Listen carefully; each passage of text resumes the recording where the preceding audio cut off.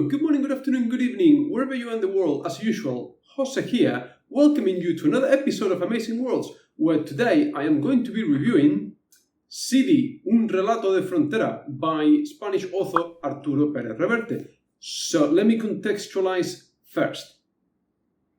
Arturo Pérez Reverte, the author, very well known in Spain, super famous. He used to be a war correspondent for television. He covered like different civil wars in Africa, Middle East, etc. Until famously one day he literally dumped the microphone and walked off screen, and he became a writer.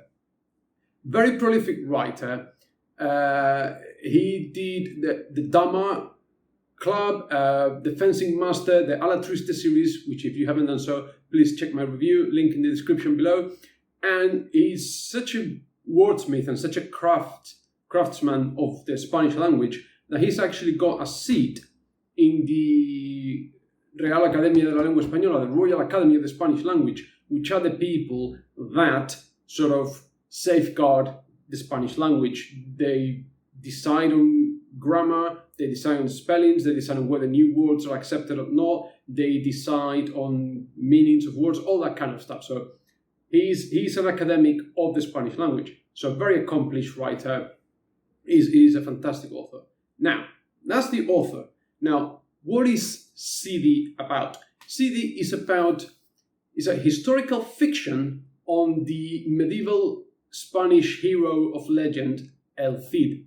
Now, this takes us to the year 1031, 1006, medieval Europe, at a time when the Iberian Peninsula, so Spain and Portugal, were all broken up into many different Christian and Muslim kingdoms. So on the Christian side, you had the Condados Catalanes, so that there's one of the Christian kingdoms there, the Kingdom of Aragon, Navarra, Castilla, and Leon. And then the rest were all different Muslim kingdoms. Now, this is a peculiar point in time because all these kingdoms were at war with each other at any different point in time, where sometimes you had the Christians fighting the Muslims, or sometimes you had the Christians and the Muslims fighting another Muslim. Like they used to be all mixed up. There would be cross alliances depending on what their interests were. Some Christian kingdoms had some of the Muslim kingdoms under their control, so the Muslims would pay tribute to the Christians, but they had this non-aggression pact, or the other way around, or whatever. Cue in our titular character, Sidi, El Cid. So he was the standard bearer for one of the Christian kings. Upon the death of one of the Christian kings, he decided to split his kingdom into three. So Navarra, Castilla, and Leon, and split it between his three children. Now, the king for which El Cid was the standard bearer had plans to reunite those Christian kingdoms, but he was betrayed and killed on behalf of one of his brothers. So El Cid was quite resentful of that, and 6 months later, the new Christian king banishes him from the lands. He is ostracized, and he is followed by a small group of loyal followers, and they sort of travel along the frontier between the Christian and the Muslim kingdoms, as swords for hire type thing.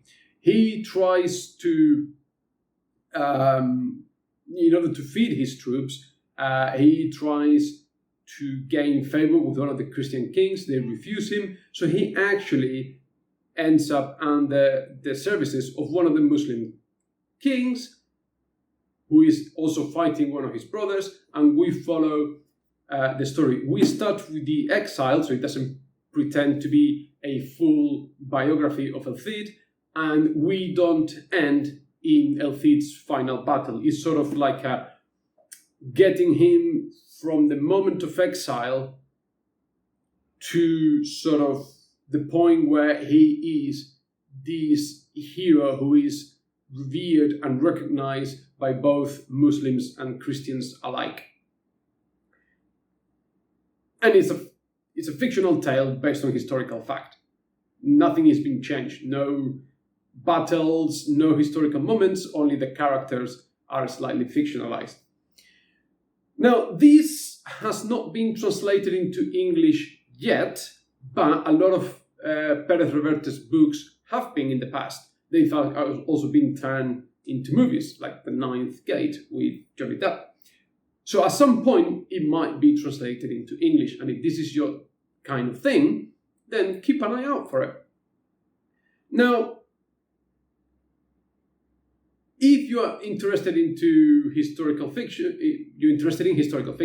this is probably the book for you.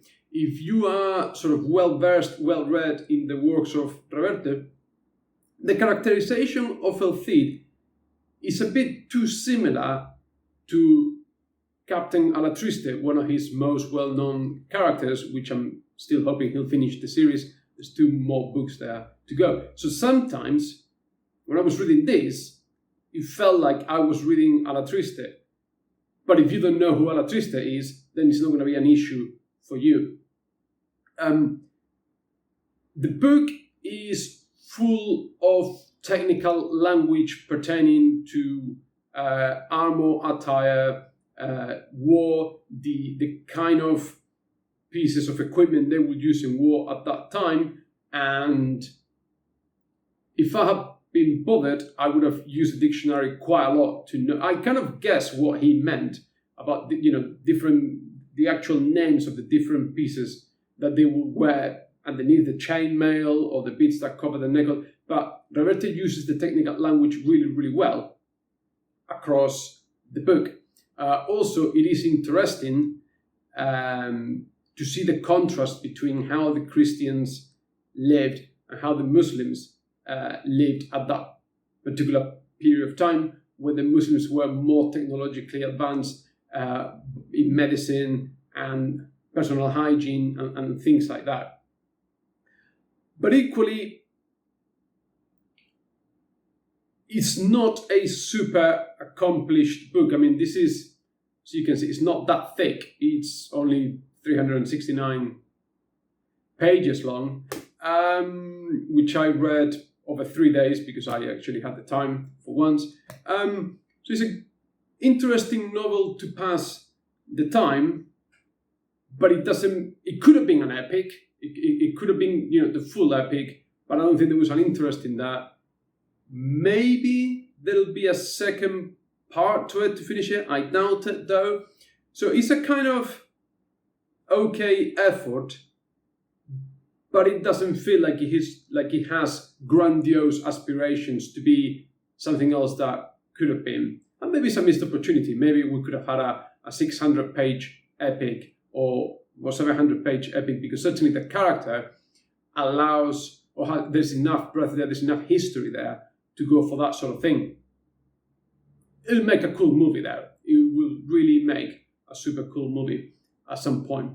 Well, anyway, this is all I've got for today. As usual, thank you so much for watching. Please like, subscribe, comment. Let me know what you think.